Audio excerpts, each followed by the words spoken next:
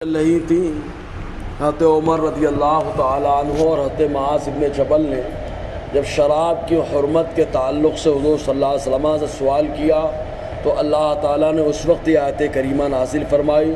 شراب اور جوا کے تعلق سے، اور شراب کو اللہ تبارک و تعالیٰ نے کئی اسٹیپ میں حرام فرمایا کیونکہ اس کی عادت لوگوں کو ہو چکی تھی، اور ساتھ ہی ساتھ جوا کا بھی اللہ تعالیٰ نے ذکر فرمایا چونکہ شراب اور جوا کا معاملہ ایسے ہے کہ دونوں تقریباً لازم و ملزوم کی حیثیت رکھتے ہیں۔ چنانچہ جو آدمی جب جوا کھیلتا ہے پیسہ اس کے پاس آتا ہے تو شراب میں لگ جاتا ہے، اور کبھی کبھی ایسا ہوتا ہے کہ شراب میں لگا ہوا آدمی یہ جوا کھیلنے پہ اتارو ہو جاتا ہے۔ حضرت علی کرم اللہ وجہ الکریم اس تعلق سے ارشاد فرماتے ہیں کہ اگر کسی کنویں کے اندر جو ہے شراب کا ایک قطرہ گر جائے اور پھر اس کے بعد اس کنویں کو بند کر دیا جائے، وہاں پہ مسجد بنا دی جائے، اور مسجد بنانے کے بعد وہیں پر اذان کہنے کے لیے منارہ بنا دیا جائے، تو میں اس منارے پہ کھڑے ہو کر اذان کہنا پسند نہیں کرتا کیونکہ وہاں پر شراب کا ایک قطرہ موجود تھا۔ مزید آپ ارشاد فرماتے ہیں اسی طریقے سے اگر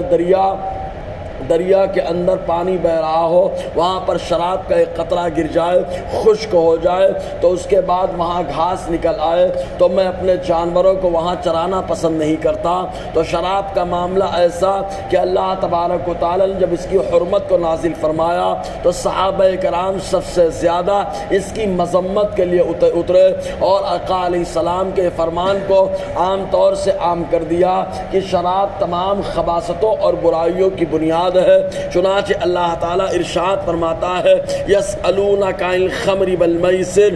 محبوب وہ آج سے پوچھتے ہیں شراب اور جوئے کے تعلق سے۔ شراب کوئی بھی لکوڈ شے، بہتی ہوئی چیز، وہ شراب کے درجے میں ہو، چاہے وہ شراب ہو اور چاہے وہ تاڑی ہو، اگر نشے آور ہے تو وہ حرام ہے۔ یہ اور بات ہے کہ خمر حرام قطعی ہے، اس کی حرمت کا انکار کرنے والا وہ کافر ہو جائے گا، کیونکہ اللہ تعالیٰ نے خمر جو انگوری شراب ہے اس کی حرمت کو قرآن میں نازل فرما دیا ہے۔ خمر اسی جیسے اس کو کہا جاتا ہے کہ خمر کے معنی ہوتا ہے ڈھانپنا، کسی چیز کو جب ڈھانپ لے کوئی چیز تو اس کو خمر کہا جاتا ہے۔ چنانچہ عورت کے دوپٹے کو خمار اسی لیے کہا جاتا ہے کہ عورت کے بدن کو اور اس کے سر کو اور اس کے بدن کے کئی حصے کو چھپا لیتا ہے وہ کپڑا، اس لیے اس کو دوپٹہ کو خمار عربی میں کہا جاتا ہے۔ تو خمر اس کو اس لیے کہا گیا کہ جو آدمی اس کا استعمال کرتا ہے تو وہ چیز جو ہے آدمی کے دماغ کو گھیر لیتی ہے، بند کر دیتی ہے،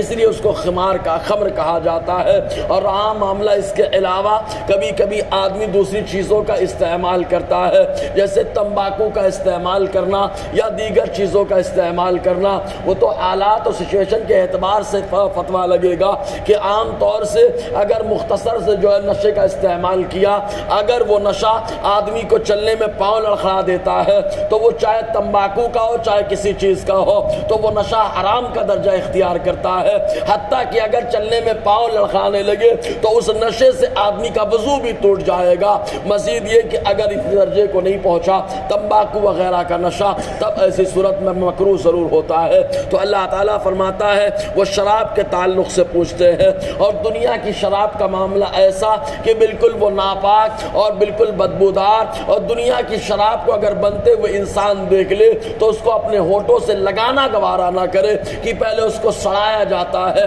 اس کے اندر کیڑے پڑتے ہیں، پھر اس کے بعد چھانا جاتا ہے، پھر اس کے بعد گرما کر لوگوں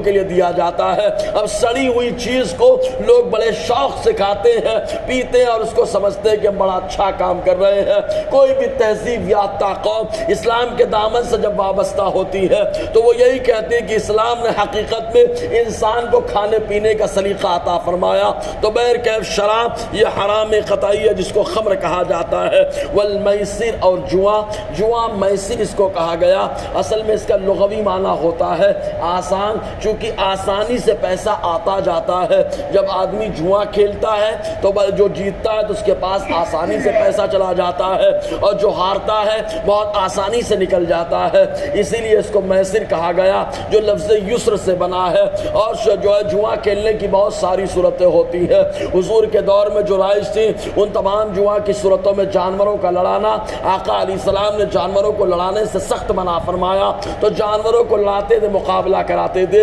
اس طریقے سے پیسہ کماتے تھے۔ آج تو نئے رنگ نئے نئے انداز میں جو ہے اپڈیٹ ہو کر کے جوا ہمارے سامنے آتا ہے۔ بہرحال قمار اور جوا اللہ تعالیٰ نے اس کے بارے میں فرمایا قل اے محبوب آپ کہہ دو فیہما اثم کبیر، اس کے اندر گناہ بہت بڑا ہے، بہت بڑا گناہ ہے، ومنافع للناس اور لوگوں کا تھوڑا فائدہ ہوتا ہے، لیکن واسمھا اکبر من نفعہما، ان دونوں کا گناہ ان کے نفع سے زیادہ خطرناک ہے، کیونکہ آدمی جب شراب پہ لگ جاتا ہے تو آدمی کے مالی جانی اعتبار سے بہت ساری بیماریاں اس کے اندر لاحق ہو جاتی ہیں، اور آدمی جب جوئے کی لت میں گرفتار ہو جاتا ہے تو پیسہ اس کے پاس ٹکنے نہیں پاتا، شراب میں بھی پیسہ لگاتا ہے، جوئے میں بھی پیسہ لگا دیتا ہے، کبھی کبھی گھر بار کو برباد کر دیتا ہے۔ تو یہاں آدمی اپنے جسم کو بھی خراب کرتا ہے اور اپنے مال کو بھی خراب کرتا ہے، اس لیے اللہ تعالیٰ فرماتا ہے ان دونوں کا فائدہ یہ کم ہے، نقصان زیادہ ہے، اور اس کے ساتھ ساتھ اس سے گناہ بھی بہت زیادہ ہے۔ انشاءاللہ اور آگے گفتگو رہے گی۔ اللہ تعالی ہم سب کو فیضان قرآن، برکات قرآن سے مالا مال فرمائے۔